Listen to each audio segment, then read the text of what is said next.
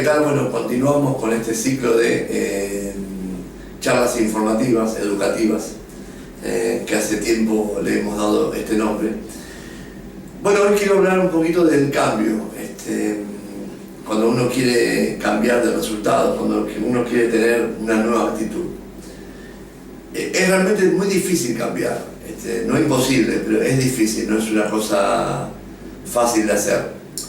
A mí me gustaría empezar esta charla con lo que dijo alguna vez Einstein, ¿no? Es una locura pretender un resultado distinto haciendo más de lo mismo. Esto es algo muy obvio. ¿Por qué a veces decimos tal persona no quiere cambiar? Tal persona le gusta lo que está haciendo y no quiere cambiar. Porque si no le gustaría, dejaría de hacerlo. No es tan así. Un hábito, una conducta está sostenida por una red neuronal. El hábito que es hacer algo con regularidad y eso hecho con regularidad conforma un autorreflejo, conforma una red neuronal, un conjunto de neuronas que se capacitan para sostener ese comportamiento. O sea que el cambio tiene que ser un cambio biológico, un cambio bioquímico, porque ese hábito también está sostenido más allá de esta red neuronal, más allá de esta rutina y de esta disciplina, también por las sensaciones y emociones que se generan con ese hábito. O sea que el cambio tiene que ser biológico, bioquímico y además corporal. Y es difícil, sí, es difícil realmente, porque nos hace falta la disciplina, a veces no la incorporamos, no llevamos a la práctica el cambio. Sabiendo que la neurociencia, que es el estudio del cerebro, habla de la neuroplasticidad. ¿Qué es la neuroplasticidad? Se dice que cuando una persona aprende algo nuevo o decide y se compromete con un nuevo hábito, las neuronas se agrupan, las neuronas como que migran, ¿no? Y conforman todo una nueva secuencia, un nuevo patrón, generando por ende un nuevo patrón de comportamiento y de secuencia.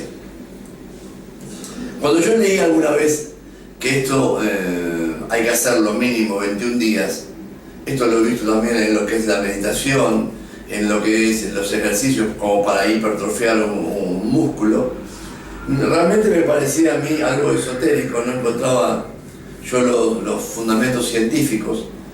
Por suerte, después de tanto estudio y tanta dedicación a la búsqueda, encontré que estos 21 días se relacionan con el crecimiento de las espinas dendríticas de Cajal.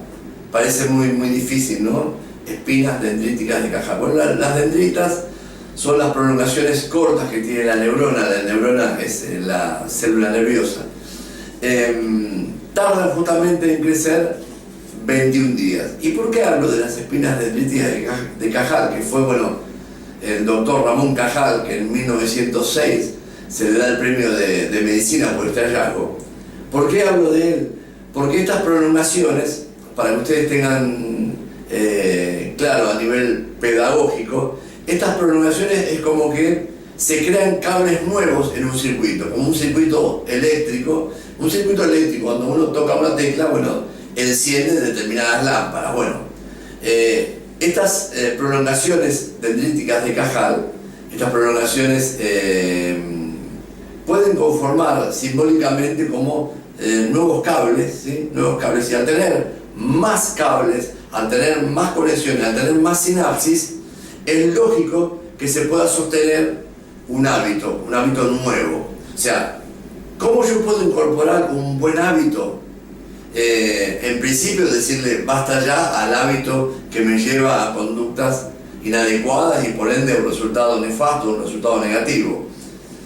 En principio también el primer escalón para un cambio es el darse cuenta, concientizar de que el resultado no me está favoreciendo.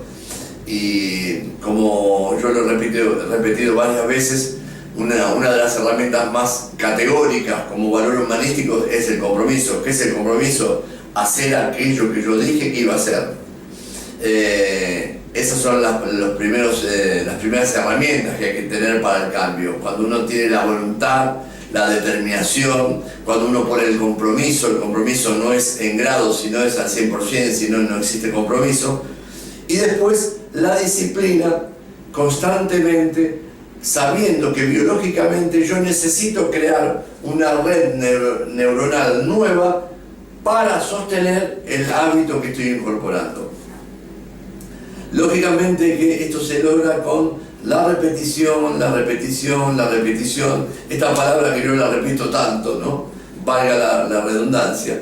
Es lo que me va a dar a mí la destreza, el dominio, la habilidad en lo que haga, tanto un oficio, un deporte, una profesión.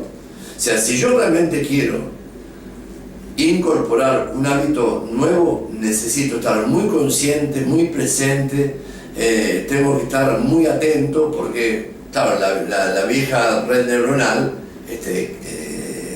quiere aparecer. Si yo no estoy muy consciente, quiere volver a aparecer en cuanto a la manifestación del hábito que creo. Porque si yo no estoy muy atento, por lo habitual, por lo común, por lo natural, mi sistema nervioso va a utilizar el sistema, por decir así, el sistema antiguo. Ahora lo novedoso es que si yo creo un acto o creo un hábito nuevo, el hábito viejo que estaba sostenido por nuestra red neuronal, al no usarse, es como que empieza a como atrofiarse, como que las células nerviosas que estaban en conjunto empiezan como a disiparse, como empiezan a separarse y empieza a tener más contundencia y mucho más contacto el hábito nuevo, porque hay células que se llaman células nerviosas amigas, van a apoyar al nuevo comportamiento, al nuevo hábito aprendido. Lo que quería agregar también es que es difícil cambiar porque si yo tuve, no sé, 10 años, 20 años de sufrimiento, el organismo, el cuerpo, las células han creado receptores para determinadas sustancias, bioquímicas, lógicamente, ¿no? Que son las que sostienen determinadas emociones. ¿Qué son los receptores? Para que sea algo pedagógico y ustedes lo entiendan, los receptores serían como la cerradura de una puerta. Y la química, o la bioquímica de estas sustancias serían como la llave. O sea, todas las células están rodeadas por receptores que como que encajan, ¿no? De cóncavo y convexo, encajan, ¿sí?, en esa cerradura. Cuando yo determino cambiar de conducta con disciplina, con compromiso, con determinación, estos receptores de las células dejan de tener estas sustancias tan habituales. ¿Y qué pasa? El cuerpo, increíblemente, te lleva al equilibrio. ¿Cuál es el equilibrio? Al descender estas sustancias que, no sé, por 10, 20 años el organismo está segregando porque tengo, no sé, una actitud de frustración, de angustia, de irritabilidad. Cuando yo me pongo bien y empiezo a practicar una actitud mental positiva, estas sustancias empiezan a caer. Entonces las células le mandan un mensaje por la médula espinal al cerebro para que el cerebro se empiece a conectar con recuerdos negativos, pensamientos negativos, ideas negativas, y de nuevo se segrega a nivel del sistema nervioso las sustancias que están esperando los receptores, las cerraduras, ¿sí?, de las células. Y el drama tiende a repetirse. O sea que es realmente muy difícil cambiar porque el cuerpo te lleva a la normalidad, aunque vos estés sufriendo. Uno quiere estar bien, pero el cuerpo te lleva se llama homeostasis, al equilibrio de siempre. Si 5 años, 10 años, 20 años estuviste mal, el cuerpo dice, bueno, ¿qué pasa acá? Estemos como siempre. En resumidas cuentas, yo lo cuento así, pero no es tan así, que el cuerpo diga, ¿no? Que el cuerpo hable, pero sí habla por la sustancia que está en disminución. ¿Cómo se puede conseguir esto? Porque esto también lo he explicado alguna vez. El pensamiento genera sentimientos, el sentimiento genera pensamientos. Al pensamiento generar sentimientos, y el sentimiento yo lo siento en mi cuerpo se siente mal por la emoción que está sintiendo, esto contribuye y estimula a que mi cerebro genere pensamientos, ideas, imágenes negativas. Ese es un círculo vicioso. Constantemente es muy difícil salir de este círculo vicioso. Es más, hay muchas personas que me dicen en el consultorio, yo estoy mal y no me puedo desenganchar, no me puedo apartar, no me puedo soltar, estoy como amarrado, estoy como preso y estoy como contaminado. Y esto es cierto, pasa así. ¿Cuál sería la indicación? Cuando yo me atrevo a pensar mejor de lo que siento, seguramente voy a tener otras emociones. Si eso lo sigo repitiendo, cambia mi estado anímico. A veces la persona dice, pero yo no puedo sentir bronca, no puedo sentir angustia, no puedo sentir miedo. Sí, son emociones auténticas que uno tiene el derecho de sentirlas. Pero ¿qué pasa? Si yo no estoy atento y yo no comando mi cerebro, si yo no comando mi mente,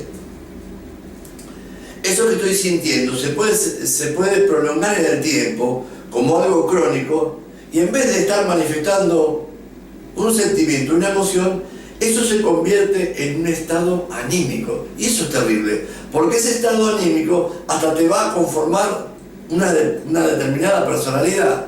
Sí, el depresivo, el postergador, el indeciso, el inseguro, el temeroso, como una etiqueta nacida, ¿no?, de tu estado anímico. ¿Cómo se genera el estado anímico?